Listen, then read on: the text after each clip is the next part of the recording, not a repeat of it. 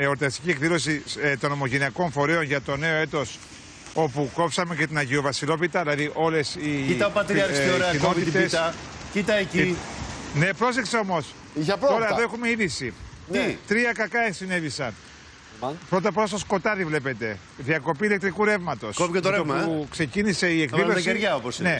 Και μετά εκεί που πάει να κόψει ο Πατριάρχης στη Βασιλόπιτα, ακούστε, εκεί που πάει να κόψει ο Πατριάρχης στη Βασιλόπιτα, σπάει το μαχαίρι. Τι λέτε, φίλε, δεύτερη. Ναι, και λέει ο Πατριάρχης, κακός Ιωνός. Του φέρουν άλλο μαχαίρι. Ναι. Στραβώνει και αυτό το μαχαίρι. Δεν μπορεί να κόψει και με αυτό το μαχαίρι. Και του φέρουν τρίτο μαχαίρι. Τρίτο το κακό. Περίμενε, γιατί δεν με πιστέψετε. Ναι, ναι. Περίμενε. Κάτσε, γιατί τώρα βρέχει αρκετά. Συγγνώμη για το σκηνοθέτη μας. Το μαχαίρι που στράβωσε. Το κράτησα εγώ σαν μυστικό. Για ξαναδείξτε αυτό το ντοκουμέντο. Για να το ξαναδούμε αυτό. Για ξαναδείξτε το. μαχαίρι που στράβωσε. Τι λες τώρα, ρε φίλε. Κοίτα, δεν μπορούσε να κόψει. Και το μαχαίρι που έσπασε. Α, τα έχεις και τα δύο ντοκουμέντα.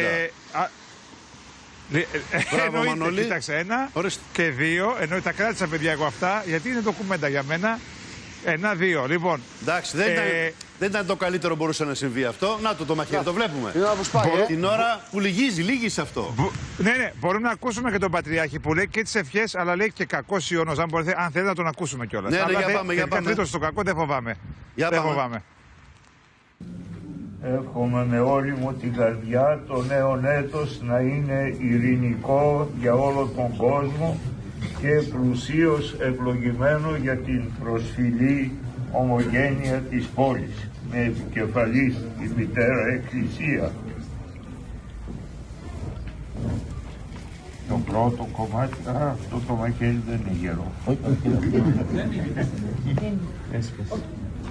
Στράβωσε. Κακός Ιωνός. Χαμάν.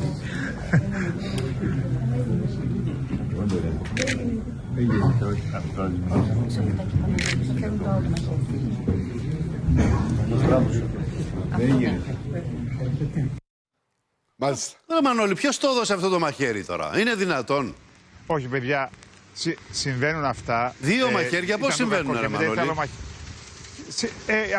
Πώς έγινε η διακοπή ρεύματος και υπό το φως των κεριών κάναμε μια εκδήλωση? Δηλαδή, βλέπεις ότι συμβαίνουν. Δηλαδή, η πίτα δεν φαινόταν, εντάξει, φαινόταν αφράτη, δεν φαινόταν σκληρή να πεις ότι κάπου δυσκολεύτηκε, ρε παιδί μου, ήταν η πίτα. Φαινόταν ωραία. Ήταν και πολύ νόστιμη. Ήταν ωραία, Αυτό που είπε ο Πατριάρχης εδώ στην κοιτίδα της Ρωμιοσύνης, στηρούμε τις παραδόσεις μας, αλλά δεν εγκλωβιζόμαστε μόνο στο παρελθόν, κοιτάμε και στο μέλλον.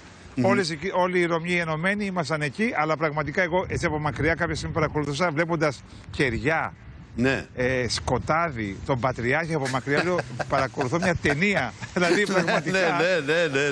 Ναι. Ήταν λίγο υποβλητικό, ωραίο. Και μας συγκίνησε, κατανυκτικό, πραγματικά ήταν πάρα πολύ ωραία και ευχόμαστε και του χρόνου μαζί να κόψουμε και τη Βασιλόπιτα και πάλι. Αφού τρίτωσε και το κακό, είμαστε Ναι, αυτό ήταν το σημαντικό. Το δεν υπάρχει.